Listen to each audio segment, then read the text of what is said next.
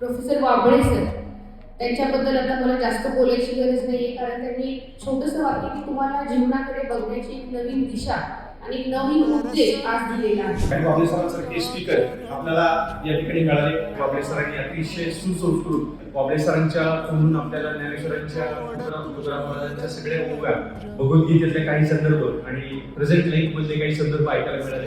आणि सरांनी सांगितलं की मी गावावर फिरलो. मी सरांना विचारलं, सर तुमचा आतापर्यंत किती गावांचा प्रवास झाला? तर सर म्हणाले मी हजारो व्याख्याने दिली. त्या संदर्भात माझी 500-600 गावं बघून झाली, तिथल्या लोकांशी ओळखी झाल्या, भेटी झाल्या आणि लोकांचे प्रश्न मला कळाले, विद्यार्थ्यांचे प्रश्न कळाले. मागच्या काळामध्ये वाबळे सर आणि आताची वाबळे सर याच्यामध्ये इनोव्हेटिव्ह जो मागील 10 ते 15 वर्षापासून होत होता टक्के दिसतो मला तर 100% नाही, 1000% मध्ये सर काम करताय. एवढंच फक्त तुमच्यासोबत बोलतो, तुमचे शब्द कानामध्ये ज्याचे गेले नाही त्याचं डोकं काम केल्याशिवाय राहणार नाही. आज जे सरांनी आपल्याला जे काही सांगितलं त्यामधून आपल्याला एवढं समजतं की आपल्याला आपल्या जीवनामध्ये आपले जे संस्कार असतात किंवा आपल्याला आईवडिलांनी दिलेले जे काही ज्ञान असतं की आपण बाहेर जाऊन कसं राहावं, कसं आपलं वागणूक असावं, याकडे मी कसं शेअर बोलली.